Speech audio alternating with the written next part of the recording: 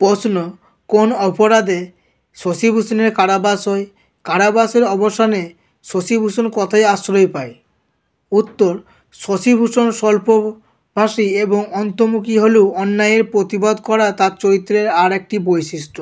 এই বৈশিষ্ট্যের কারণেই শেষবার যখন নৌকায় কলকাতা যাচ্ছিল তখন এক পুলিশ সুপারিনটেন্ডেন্টের নির্দেশে নিরপরাধ জেলেদের মাছ ধরার জাল কেটে নষ্ট করা এবং নির্দোষ জেলেদের কলকাতায় ধরে নিয়ে যেতে চাওয়ায় ক্ষুব্ধ শশীভূষণ অন্যায়কারী পুলিশ সুপারকে আক্রমণ করেন। সাহেবের বিরুদ্ধে একজন বাঙালির এমন দুঃসাহসিক কাজে ক্ষুব্ধ পুলিশ সুপার শশীভূষণকে গ্রেপ্তার করে কলকাতায় নিয়ে যান এবং অনেকগুলো ধারায় অভিযুক্ত করে মামলা করেন। সেই মামলায় শশীভূষণের চেনা জানা প্রত্যক্ষদর্শীরা এমনকি ক্ষতিগ্রস্ত জেলেরাও শশীভূষণের পক্ষে সাক্ষ্য দেয়নি, বরং শশীভূষণ যে পুলিশ সাহেবের ওপর চড়া হয়ে উপদ্রব করেছে এটা অনেকেই জানিয়েছে।